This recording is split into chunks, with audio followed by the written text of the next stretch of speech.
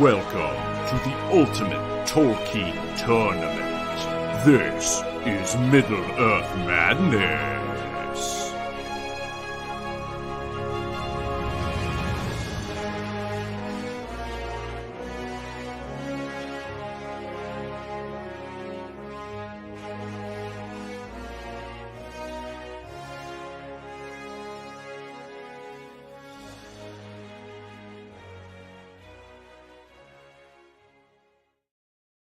Yes, welcome back, ladies and gentlemen, to the Chamber of Death, from whence we bring you the final night of the second round of the Third Age Throwdown. We are joined by Engine Chief, the builder, one of the founders of Middle-earth Throwdown. Third Age Throwdown.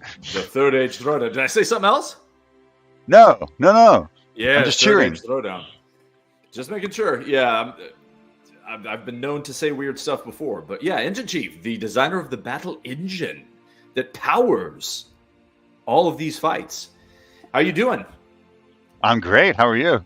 Doing good. We got some good fights on tap for tonight, but as we usually do, let's take a minute to find out how we got here. Just take a quick look at the bracket. So, this is probably way too zoomed out to see, so let's remedy that. Oh, and we gotta scroll down. Tonight we are playing in the Gondor region. Bottom right of your bracket if you go to middleearthmadness.com, our website here. So, tonight, our first fight is Gollum versus Durin's Bane, aka the Balrog of Moria. To set this one up, of course, Durin's Bane got a bye because he is one of our champions. The Balrog of Morgoth, who avoided the destruction of Beleriand in the first age, taking up residence in Moria. So he got a bye, and Gollum had to square off against Eowyn in the first round.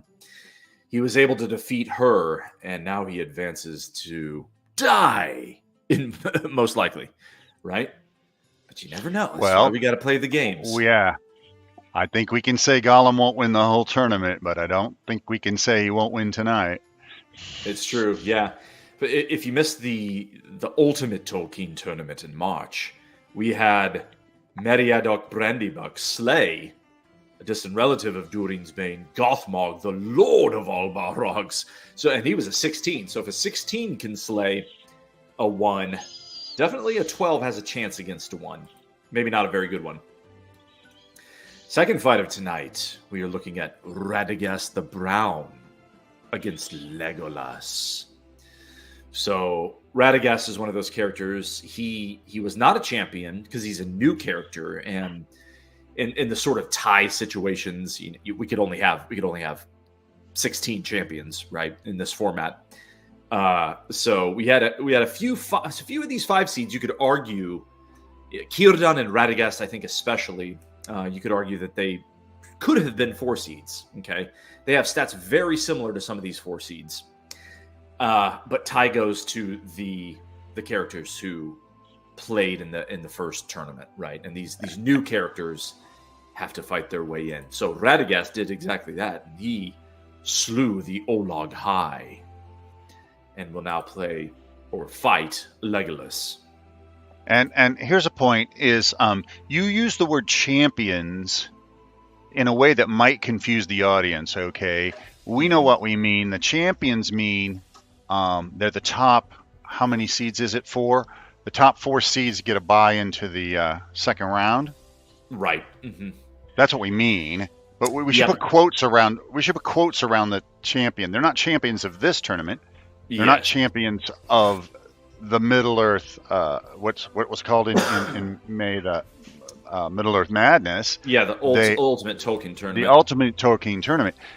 We're using it as a shorthand for, high enough seeds that they deserve a bye in the first round. That's what it means. That's right, yeah. So it's also kind of the unofficial name for this tournament style, Challengers versus Champions. Yes. Where you get the 4 bye characters 1 through 4 just waiting in the second round already, and then the other characters have to fight their way in, right? So that's why we're kind of calling them champions here. The description of the bracket at the top, we actually don't use that word. Third age challengers who survive the playing round will advance to take on one of the 16 heroes of the War of the Heroes, Ring. yeah. That's a good word too. Yeah. You could also call them champions. So that's good point. So that's what we're talking about. Last couple fights for tonight.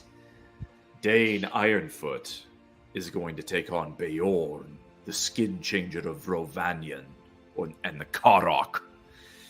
So that'll be a fun one. And then lastly, maybe not such a close one again, at least, by all the numbers. Who knows? Anything can happen. But the nightcap is Elrond against King Theoden.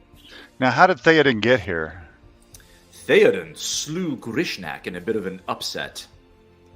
So he handled business against the Orc of Mordor. And what about the one right above it, Dain? What did Dain do? Slew Eomer. Uh-huh. Okay. What's up? Chucky! Happy Friday. Hey. We made it. Happy Friday, man. It's a long week. Long weekend, too. We got that going for us. Yeah. I might have to work Monday to finish a thing, but it's okay, First world problems. Chucky, that pales by comparison to the fact that I got a headset fix and I can actually participate. I was just about to say you sound crisp. I know. 100. I'm in a Burger King in Central Texas, doing way better than I do at home. Figure that out. Something's wrong with your home internet. It's okay. You'll get it fixed. But let me just say, shout out Burger King. I was going to say respect. Like, that is commitment to the cause right there. Bonus hero points for Engine Chief on that one. Yeah, baby. Doesn't get you any bonus fantasy points, though. Sorry. No, he was careful to say bonus hero points and not bonus fantasy points. But good segue to our fantasy league. Let's check this out. Check out where we're at here. Engine Chief, I don't think you sent me a graph. You can do that kind of while we speak if you have access to it, and I'll flash it later. But I'll just show the quick and dirty version here. It wasn't in this morning's email? Okay. Of our fantasy league. So if you haven't joined us before, what we've done here is, if you're familiar with fantasy sports, if you play on a fantasy baseball, football, basketball team, we've done the same thing with Lord of the Rings characters here. We have all drafted teams. I haven't, so I'm Switzerland over here. I'm moderating. So I don't have skin in the game, but all of our other founders and panelists have drafted Lord of the Rings fantasy team. So, for example, Campy's team has Boromir, Gandalf, Faramir, Smaug. All slain. I'm just kidding. Yeah, and Faramir slain. The ones in black have already been slain in this tournament. But if you win fights, you win fantasy points, as you can see over here in our little scoring breakdown. And the longer your character goes in the tournament, the more wins are worth, right? So if you win a Fell 4 game in a couple more rounds here, those are going to be 50-point wins. Chucky, who is joining us tonight, was able to score the most valuable win in the tournament. I'll show you here. Farmer Maggot, 36-point win. Why is it so valuable in the second round? Well, because of the upset bonus. This layer, it's your seed differential times the round number. Since we're playing second round games, so that's a 2, times the seed differential between Maggot and Glorfindel was 8. So that 8 times 2, that's a 16-point bonus that he gets for that win. So that put him in first place with 119. What? So yeah, all of our panelists, it creates a little bit more competitiveness, certainly in here in the Chamber of Death. Excuse me. But yeah, also a little bit more fun because everyone's got some skin in the game in this one. So that's what we're doing. Thanks everyone for joining. Our first fight of the night is upon us. And it's not a very good one. Oh, don't say that. Yeah, that's what Engine Chief was correcting me on already.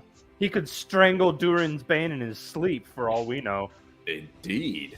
Yeah, we already referred back to his relative, old Gothmog, getting slayed by a fellow hobbit. So yeah, and as I recall, Smeagol is a good strangler.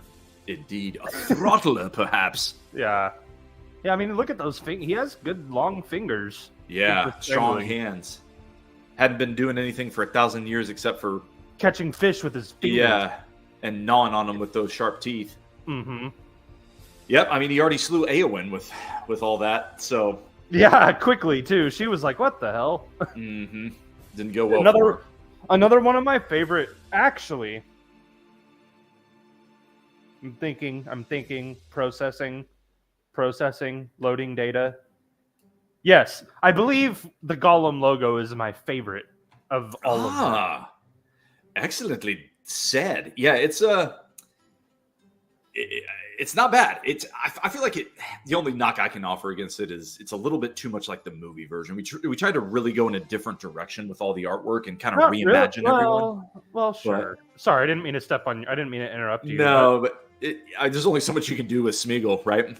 Yeah, I mean, it's kind of like the movie version, but he has like more hair, and I don't know. I still like it a Green lot. eyes, some pointy. Some pointy. The Durin's Bane one is fun too. That's a little less movie-like and a little bit more book-like. How I imagine the Balrogs.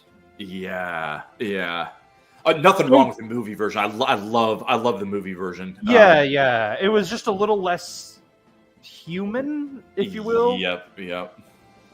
Dude, that was the one. I love Ralph Bakshi's original 70s cartoon in so many ways. I love the style of the animation and everything, but the Balrog was not good. Not scary. I think it had fur.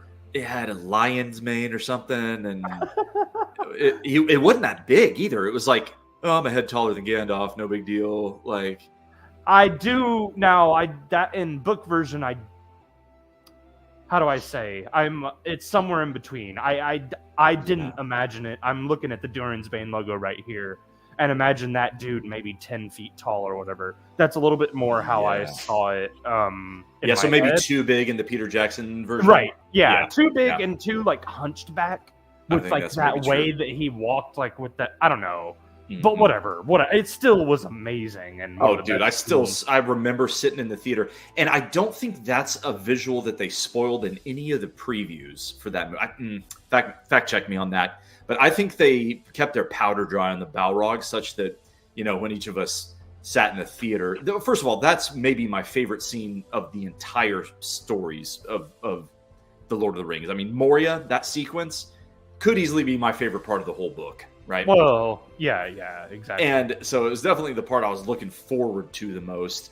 And if you remember my story about the first time I saw Lord of the Rings, highly excited to say the least. All of us were there in the same theater. Our whole family, our whole basic extended family, all of us were there.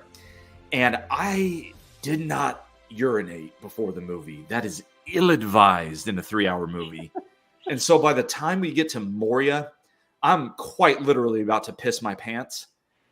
And I think a little bit of pee-pee might have come out when the Balrog first appeared. I was like, oh, yes, oh, the pain, and then a little bit in the pants. So okay, I wasn't going to say this because I thought it would be descending a little bit, but you've already descended, so here we go. What about, there's one version of the whole Lord of the Rings Middle-earth thing that we don't talk about a lot, and it's when they're going through the mines of Moria. In this version, they hear dribble, dribble, shoot, dribble, dribble, fake, fake, fake, fake, shoot, dribble, fake, fake, fake, dribble, shoot, dribble, dribble, dribble, fake, shoot. What could it be? What could it be? It's the dreaded ball hog. That's right. And so that comes from Board of the Rings. Board of the the parody book. That's good stuff. There was a I don't remember which it was. But in one of my fantasy leagues at one point, I named my team the Dreaded Ball Hogs. Yeah, that was when our fantasy basketball league. I remember that. I love that. Yeah, that's right. Yeah, that makes sense. Whatever. I don't mean to deviate, but that's fantasy basketball is not my thing. I was very bad at it. I don't watch enough basketball, but anyhow, that was a fun name. For sure. Oh yeah, fun. Let's look at these stats. So again, a 12 against a 1, you're expecting a beatdown here, and it's kind of what the odds makers say here in the battle engine. Although you can point right off the bat, blue line being Gollum, green line being the Balrog. A few advantages for the wily one, for Smeagol. I mean, the obvious ones: agility, elusiveness, slippery. Yeah, he's slippery, he's sneaky, he's fast, he's got stamina. Sneaking. Sneak? You're so sneak. Oh, fine. What were you doing then? Sneaking. That's more the Bakshi version, I think. Yeah, they included it in the. I don't know. They did. Yeah. Did. So piercing. So from range. So is Gollum going to use ranged? He is not. So his piercing doesn't matter. He's going to go for the sharpened teeth. Durin's Bane's also going to go for the burning blade, a melee attack. The Balrog has a decent ranged attack with his flaming lash. He might be forced to use that about 8% of the time. Not going to be a huge factor. Not too much else to look at here. I mean, Balrog's a 1 seed, and his stats reflect that. His glaring weakness is armor, common amongst a lot of the 1 seeds, because most of the 1 seeds are Maiar.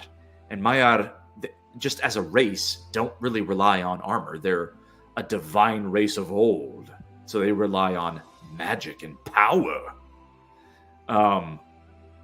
So armor only being one element in the battle flow of a character's defense, it's not maybe the disadvantage you think it is, but it is a disadvantage. What it does is it counters the other person's striking. Gollum's striking is also very bad. So a lower armor rating by the Balrog isn't going to be that big of a deal in this case. And you kind of cross-multiply these numbers. So the Balrog has 94 striking with his Burning Blade against Gollum's 18 armor. So Gollum has even worse armor than the Balrog. He's going down. I mean, should we even say, or further words even necessary? Engine Chief, can you add anything? Well, if you look at the last two columns, comments there under the comparing, Gollum's good at melee, and the Balrog's not especially great against defending it. So I feel like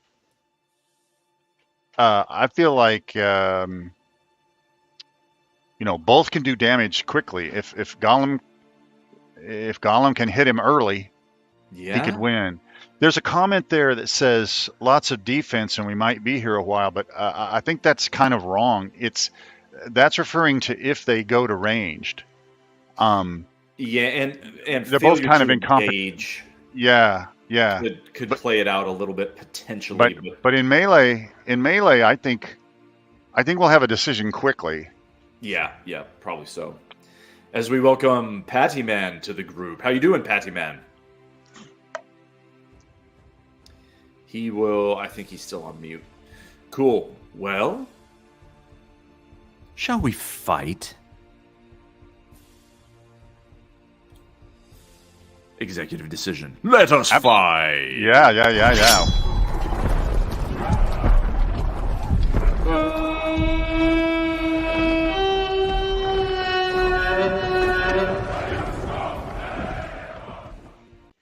In the first fight of the last night of the Third Age Throwdown, well, the last night of the second round of the Third Age Throwdown, we've got Durin's Bane against Gollum.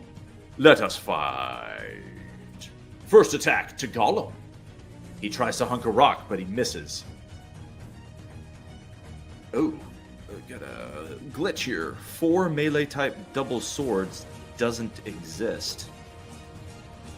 Interesting. So Engine Chief got an error message for you that I'll have to send to you. I think it's an artwork error. It's trying to pull an art file that isn't there. Anyway, Durin's Bane attacks, misses. Gollum attacks, misses. Back to Durin's Bane, he misses. And they're dancing off the bat. A hit and a wound by the Balrog. Oh, and they're going back and forth. They exchanged wounds there, but the Balrog was fell. and Gollum's was weak. Exactly as you would expect. There we go. There was Gollum's chance when he had that hit, and it tinked. It tinked. Exactly. And now the Balrog counters. He engages and misses. The wily little former stool. Okay, so Gollum attacks, hits, no damage. Back and forth they go. A hit, a wound by Gollum! Slide to even the fight in the 11th round. Yeah, Gollum but he says. needed to kill him there. He didn't kill him. Watch this, Durin Bane. It's going to get him now. Okay, the Balrog comes back. Hits! Wounds! Almost slay! I was about to say, Dad, you almost called that verbatim. Yeah. And yeah, Durin's Bane, the Balrog, huge. Look at this. We're 12 rounds in. We've down to 4 damage. 12 rounds in. We've had 5 hits. What I was saying is these people don't mess around. That's right. Last chance for Gollum, perhaps here. He misses. Durin's Bane, can he finish him? He misses as well. Gollum comes back. A hit! No damage. The Balrog. He misses. Can't engage. A hit and a wound by Gollum! Whoa! Right. Taking the mighty Balrog down to 35. He is not yet out of the fight. The Balrog counters. Can't engage. Gollum counters. Misses. The Balrog hits. Wounds. Slay! Yes! And he slew him with some attitude, too. Takes him down to negative 95. Easy Good. there, buddy. Easy. He burnt his corpse. Yes. Well, but a lot of times you have a 1 against a 12, and the 1 leaves without a scratch, and he hasn't broken a sweat, right? Yeah. He got wounded 3 times. Impressive job, honestly, by Gollum. Woo! So, Chucky, you're the proud owner of the Balrog, are you not? Let us give I you am. points. Okay. You can. Now, Chucky, where's the Durin's Bane? That's not an upset, so you get 20 points. There. 139, extending your lead a little bit for now. Love it. Also, the Panthers just scored. Oh, go Swamp Pussies. Love those guys. I know. It doesn't make any sense. Don't worry about it. But yeah, I'm going for those guys. No, it does. It makes plenty of sense for me. They have Half their team. They have half the Flames' former roster. Yeah, that too. Yeah, so a lot of Flames fans up here. And Paul Maurice, which is one of the coolest coaches in all of sports ever. So his interviews are super cool. Anyways, sorry, deviated there, got distracted, rabbit hole. But good win for the Balrog. Yes, and I meant to do. I'll do that behind the scenes. Give me your guys' initial thoughts on this second fight while I pull it up in the battle engine. Oh man, another one that's important to me for my roster. I don't feel good about it. Yeah, I think Legolas will win. I don't know. From what I remember from Radagast's stats, he is also a ranged, kind of prefers range. But if they get into a range matchup, like I just don't. That almost no one can stand with Legolas on that. Unless they're like a ranged person that somehow had really good armor. I don't know. Like maybe one of the dwarves hunking axes or something.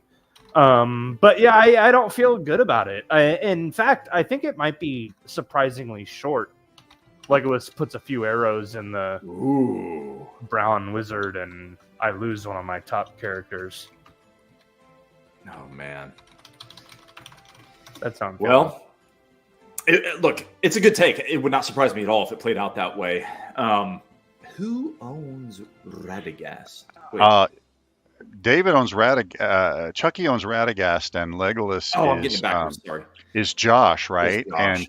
And that's interesting from a fantasy point of view. Is Josh went for this only the highest superheroes. He spent all of his money on a couple of guys. And what it amounts to is he really needs this Legolas win tonight. Without it, he's got so few characters left that he's in trouble from a fantasy point of view. That sounds right. But if he can get this, he's been lurking in 4th, 5th place as we've gone through this tournament, and suddenly he could pass everyone if Legolas can win. Yeah, with only one guy dead, I believe. Yeah. So, yeah, that's a good one. Oof. Well, First let's glance go at the Radagast graph. down. Yeah. Let's see here. Close. Slightly favorable odds to Legolas. Blue line is Radagast. Green line, Legolas. What are some advantages for Radagast here? Probably the obvious ones would be Spirit. Huge advantage in Spirit. Just as a reminder, Spirit, what does it do? Well, it's one of your blue defensive stats here, and it is 1/3 of the character's ability to withstand damage. So again, a reminder, or a educational opportunity for those who haven't seen this before. The very last phase on your right here, if you accomplish all the previous steps in the battle flow, the very last step is how much damage can you do? Well, Radagast's Spirit is 1/3 of the formula for withstanding this damage on defense at the end, right? So that's what we're talking about when we say Spirit. What else stands out? His magic, on the other hand, it's the offensive opposite of Spirit, basically. So think of it as 1/3 of your ability to deal damage at that very last damage phase of the battle flow. But before you even get there, you've got to roll to engage successfully. You've got to strike successfully. You've got to wound successfully. And you've got to do the melee damage successfully. So when we say miss or tink or whiff during a fight, it a lot of the times, maybe the majority of the times, you're actually failing to do any damage. Engine Chief, you're about to say? Yeah, you were describing right there how melee goes with the stages, and neither guy is going to do melee very often. So yeah, so there's that too. The range is a little simpler. It's just fire, and then you hit or not, and then you damage or not. But still, your point is remaining. Look at how, I'm surprised how similar these guys are. The blue and green lines track on a lot of things. Yeah, it's a good point on the range. Let's take just a quick look at those numbers. As Engine Chief correctly says, it is a simpler analysis for range combat. You're looking at accuracy here in the chart. If you can see my hand logo. I can, yeah. Legolas has better accuracy than Radagast, right? So you're talking about a bow shot, and he's one of the elite archers at 90. Radagast is using a spell casting, ranged attack called Yavanna's Gale. He was, in fact, the servant of Yavanna over in Valinor, one of the Valar. But piercing down here is very even. Legolas at 79, Radagast at 77. And deflection is your ability to do a matrix thing and dodge a bullet, right? Correct. That's your defense against the other guy's accuracy. Yes. Piercing. Yeah. So your defense against the piercing, right? And your elusiveness. Oh, yeah. Sorry. Yeah. Is how you dodge. It's worth flashing the screen. So yeah, your dexterity. I said elusiveness. Your dexterity is dodging the attack completely. Deflecting it is kind of like your armor for range. Right. Yep. So now go back. So dexterity. Better for Legolas. Oh, sorry. Yeah. Right here. So Legolas has better accuracy, and Radagast is a bit weak on dexterity, so Legolas ought to be able to pump arrows into him. Yeah. It's a matter of can he kill him with those arrows. Indeed. Yeah. And Radagast, remember, yes, he is a Maya, but the difficulty with Maya in the books is what good is power in combat if you never use it, right? That's the difficulty with a lot of the good guy Maya is. They're just they're keeping their powder dry all the time and not using it. The bad guys are a lot better at actually using it and presenting their power in full force in combat, giving us an idea of what it can do. But right now, the stats as is reflect his sort of, what you see in the stories. So he's really good at elusiveness. He's really elite spirit and magic and stamina. Everything else, really not elite. Good, not elite, which, is how he arrives at a 5 seed. Yeah. So, final thoughts before we fight this one, gentlemen. This is the best fight of the night. Let's do it. It really could be. Let us fight.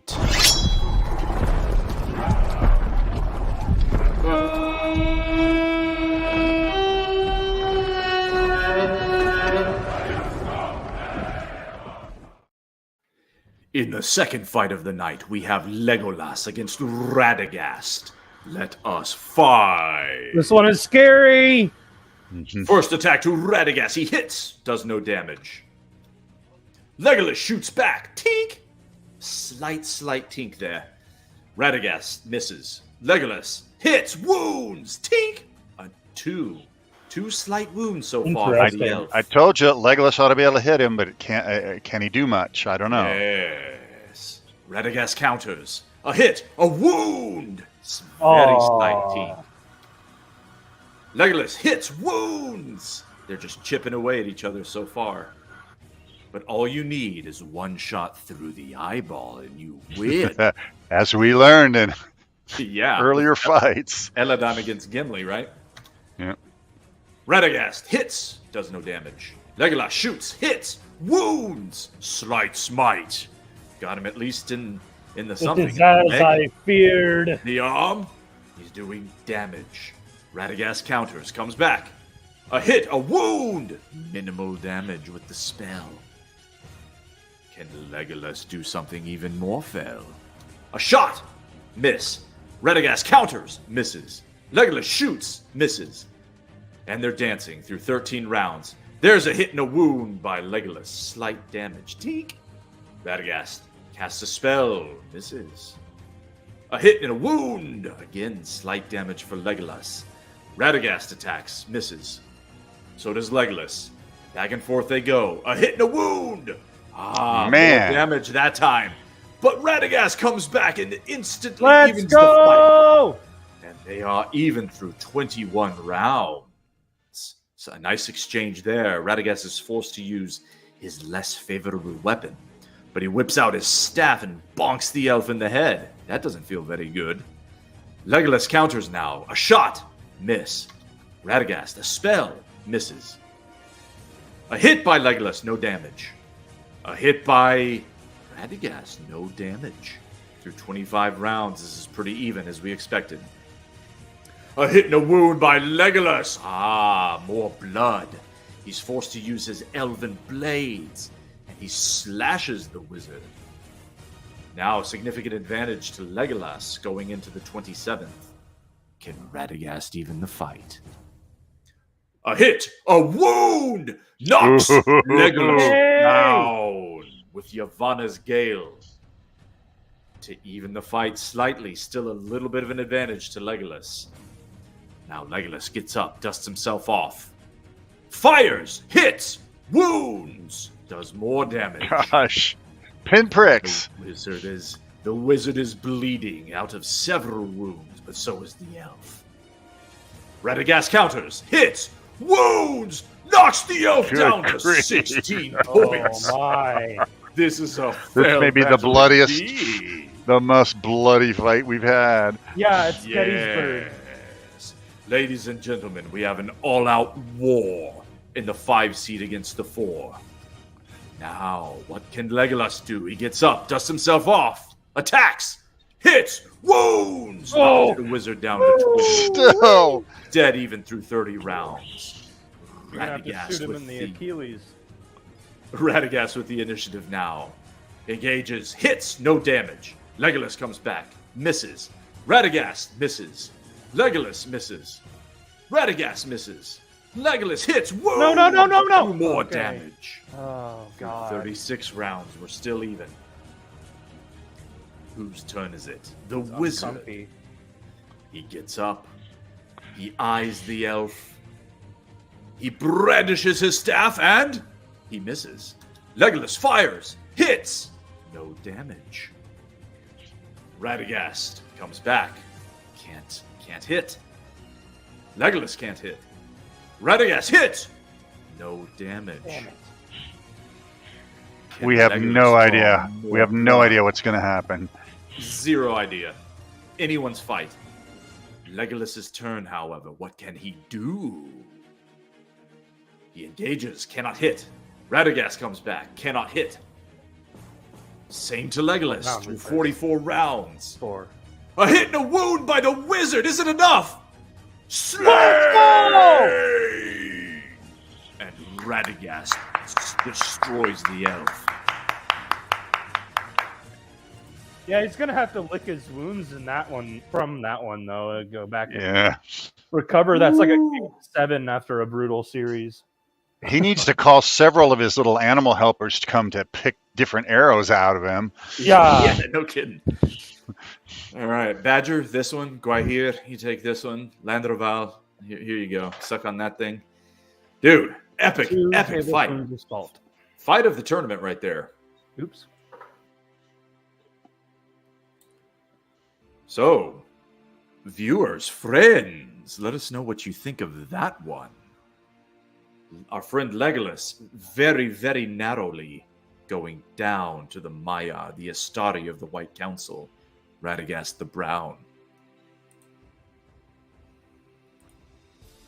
So many wounds, says Mr. McBride. Correct. Yeah, that one was both long and That might be a super even. record. That might be a record. It's not a stat we track, but we probably should do. That might be the most wounds anyone's ever survived. It could be. You know, those range battles are kind of cool. We don't see that as often in melee because, I mean, melee wounds are there's more what would you call more amplitude, if you will, on melee wounds. More kill shots is that even true, Engine Chief? Yeah, more kill shots. Yeah. Yeah, more kill shots with a Oh sword. yeah, or yeah, an yeah. axe. I'll show you a whole more Yeah. everything, more heavily hewn, more everything. They're bad if you get one of those. But when both characters kind of stick to range and don't worry about engaging each other, it can be more like death by 1,000 paper cuts. Can be. All right. Well, without further ado, what is our next fight, ladies and gentlemen? Ah, yes. Do I have one of these? Beorn against Dain. Give me your thoughts on this one, guys, while I queue up the battle engine. My thoughts are questions. I'm trying to remember who has the characters in fantasy. Oh, don't go to the fantasy. Let's just go to the Fair thing. enough. Hey, fair enough. It kind They're of similar guys, but Beorn's bigger. the seed differential surprises me, and I think Dain will win. Yeah. Yeah, Good the seed call. difference surprises me, but I have no idea who's going to win. Yeah, also good call. Well, I just like the armor of all these dwarves. It doesn't always work, but yes. it's hard to. I would never bet against them, really. Let us see what the numbers look like, shall we? Of course, I don't know how many I have again on my team, but How many what you have? sorry, dwarves. I meant. Oh, I see. Yeah. I think I have maybe one or two. Well, this is a bit awkward because Chucky and I are both on, and this is my character against his, so we're both kind of biased. This is both kind of biased by the whole fantasy aspect here. So who has who, though? So I do. I have Dain. I have Beorn, Yes. Okay. and in some of the Beorn redemption arc. in some of the forward simulations I've won, Bjorn's won the whole tournament, and Dane's won the whole tournament. So Yeah, these two are both guys are sleepers guys- here. yeah. Dane yeah. more so by virtue of being a 7 seed, I think you'd have to say. But Beorn as well. And let's take a look at why. Yeah, good point by Mr. McBride here. Beorn redemption arc. If you remember in the stories, these two are sort of loosely connected. They both fought at the Battle of the Five Armies, right? And when Azog, Bolg, Azog's been dead for a while, Bolg comes to the battlefield and slays Thorin. But then who is it that steps up to redeem the king under the mountain and seek revenge? It's Beorn, who rips apart Bolg right before Dain's eyes, and then Dain becomes king under the mountain. So, a little bit of lore for you guys there. Let's go, Dain, says Santiago. Thanks, Santi. Boo, Kamikaze Werewolf in London. Yeah, that would be a movie reference. When an eagle drops Beorn into the Battle of the Five Armies in the third of the Hobbit movies, which never really should have been made. They should have stuck with two Hobbit movies, but just one even. Holy. Maybe just one long one. Yeah. Holy, yeah, 3.5 hour would have been perfect. Whatever. Yeah, so very even one here, despite the seed differential. It's actually slightly unfavorable. This is a bad matchup for Beorn, again, because of the armor. And Dain could have been probably a 6 seed in this. Again, it's close. But green line is Beorn. Blue line is Dain. So some clear advantages for Beorn in accuracy, dexterity. They won't really matter, though, because they're both melee characters, which washes out 2 of Beorn's primary advantages. His other main advantage is ferocity, which is 1/3 of his wounding capacity, and elusiveness. Well, neither one's really good at elusiveness. Do you remember what the secondary weapons of these guys are? So Dain throws hatchets, basically hand axes, and Beorn, I don't actually recall. I think it's one of those. Let's look at his values. He's got 92 accuracy, but no piercing. So it's a roar, basically a stun weapon, like the Horn of Gondor with Boromir, for example. So here's a very subtle thing I notice. It says here, looking at the matchup, odds makers give unfavorable odds to Beorn. That's because, it's somewhat because of what you just said. Whenever they go to ranged, he's bad at that. But they're not going to do it that much. Right. So what is this? About 8% of the time? Yeah. Yeah, about 8% of the time. So I give a slight edge to Beorn here. Good. Well, shall we find out? His lack of armor may do him in, though. Yeah, that's so. I'm glad you said that. 88 armor to Dain here. He's got stout armor compared to Beorn has diddly. Yeah, 42 for Beorn. Yeah. Ooh. Let us see. Let us fight.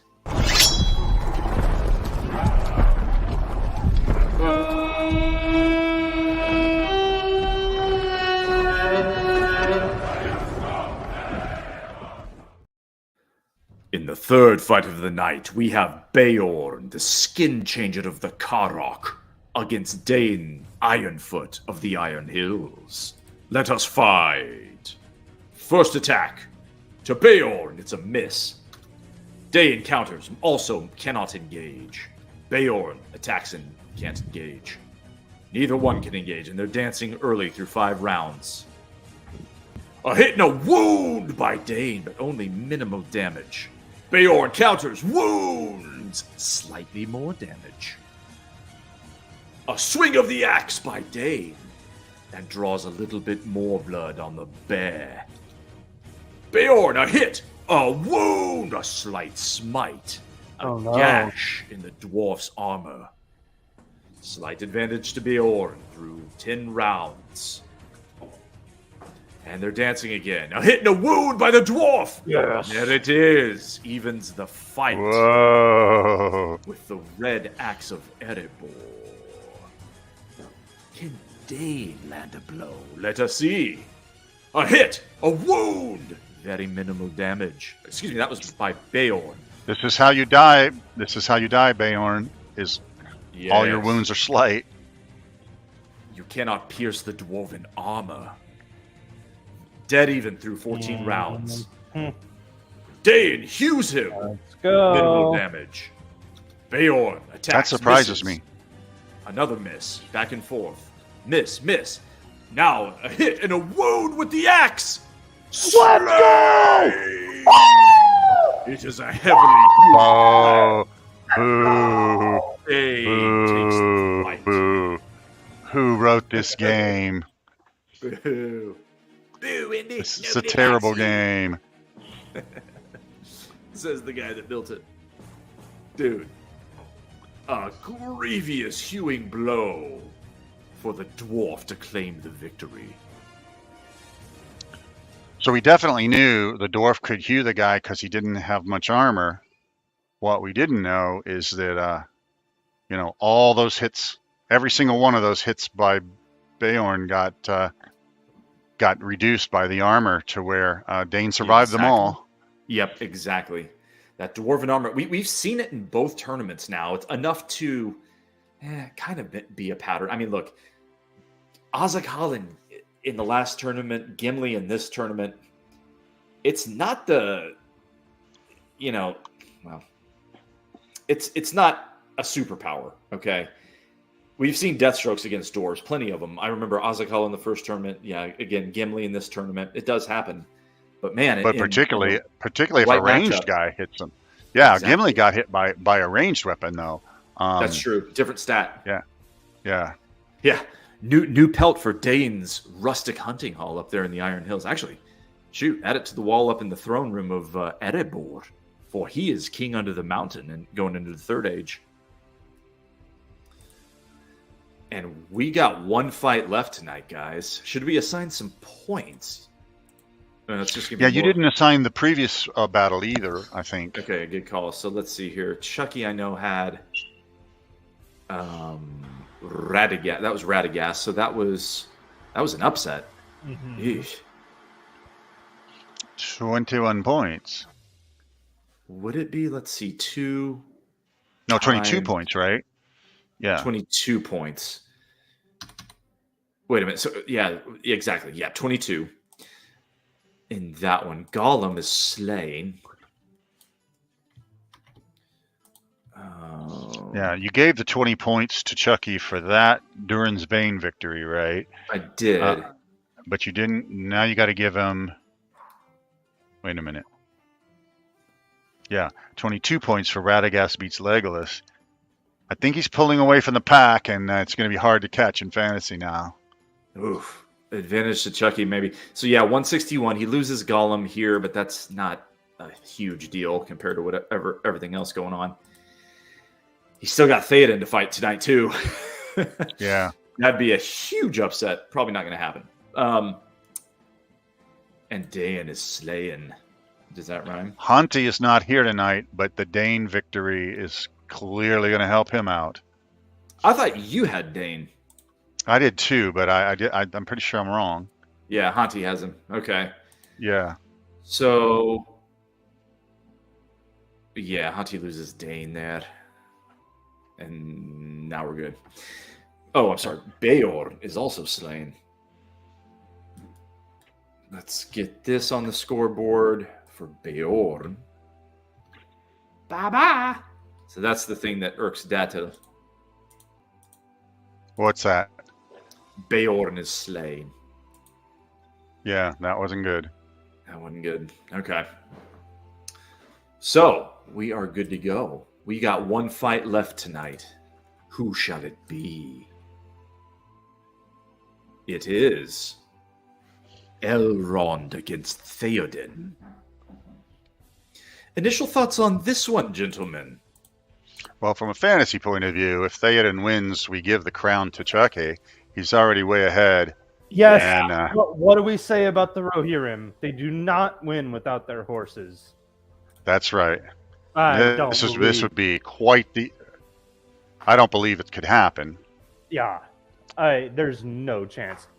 Again, yeah, crown me if somehow, but I don't. Yeah. I Yeah. don't. That'd be a But 10 flipping versus it the other 2. way, as we said, Josh only has the 3 guys, and one of them is Elrond. If Elrond comes through here, Josh becomes a threat in fantasy, Yeah. Indeed. and he should do. Yeah, and that's true. But by the Ooh. same token, he also really needs this win. He can't afford the upset, which you've already kind of said too. Yeah. Yeah, put it the other way. If he loses here, he's kind of out of first place. Yeah. So blue line Theoden, green line Elrond. Very few advantages for the King of the Rohirrim here. Armor advantage of 15-ish points.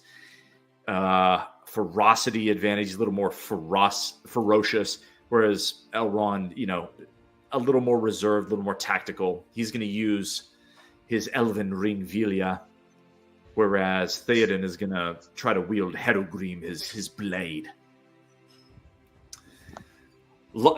Overwhelming odds, says the computer, for Elrond, which again echoes what we have already said. But like all the elves, he lacks armor. So in a perfect world, you can melee him and you could kill him. Yep. Theoden has to just wade in, take a swing, and if it hits, he's got a shot. Otherwise, no good. Yep. So you're telling me there's a chance?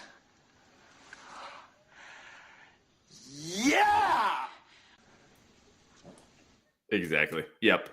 There is always a chance, for you are never out of the fight. But that being said, I wouldn't bet any money on this one, guys.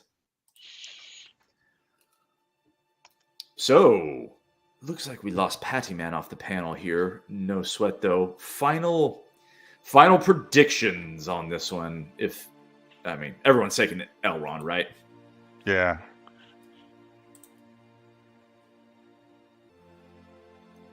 A sword day, a red day, ere the sun rises. What's that quote? Fourth ailing us. That's at Fourth the ailing Pelennor. us, yeah. Yeah, Theoden's speech at the Pelennor. Gotcha. So freaking awesome. I think the Pelennor Fields are the best battle in the whole corpus. But anyway, let's fight this one. Yeah, really hard to argue that too. Death. the Rohirrim, dude, how Viking are they? They're singing songs during the battle, just having a good old time, or they're yelling death at the top of their lungs after having ridden with no sleep for 3 days, and they just freaking dominate a battalion of orcs. Doesn't get any better. Gentlemen, shall we fight? Let us fight.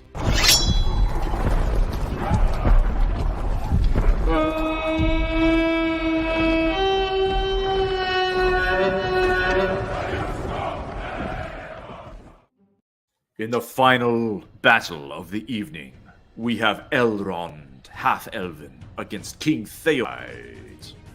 First attack to Elrond, a hit, a wound right off the bat. Yeah. Smite with the Elven Ring Vilja.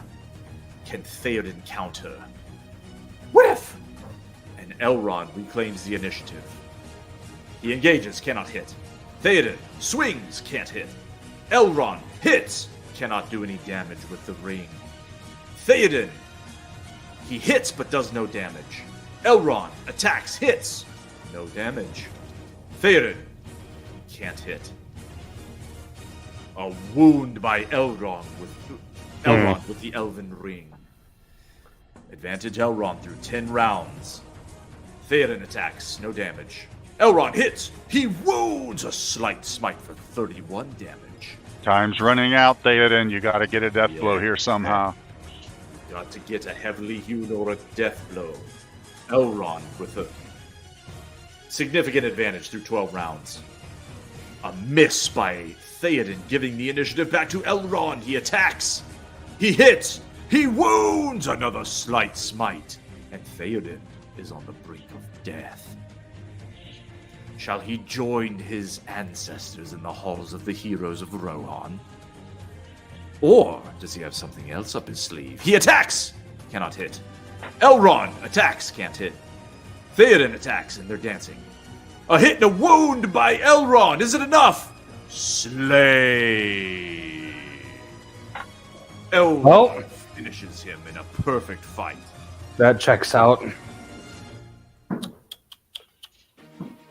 Darn. Well, there we have it. I guess Josh got points for that one, didn't he? Yeah. Let us So see. Josh is alive in the fantasy side of life. Yeah, so up here we see that was not an upset, to say the least. Heavily favored.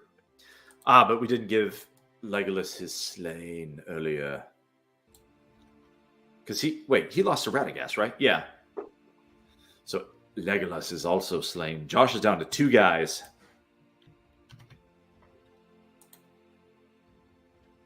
But he does have 40 points and 2 studs left in the fight. Sauron and Legolas. But, yeah, Chucky with a significant lead here with 161. Haunty didn't really have anyone going tonight. Well, he had one guy going tonight. It was Dain. Dain the Slain. So Haunty can't add to his total, but he's still got Eladan and Círdan left in the fight. 2 powerhouse elves, a half elf and an elf. Woo! Still anyone's fight here, I will say, because even Patty Man has Saruman left. It's going to be a tough to beat him. An engine chief with Galadriel, Azog, and Thorin.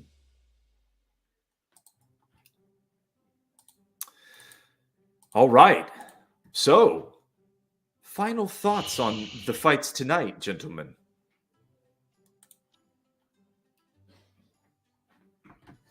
Very enjoyable. They were good fights.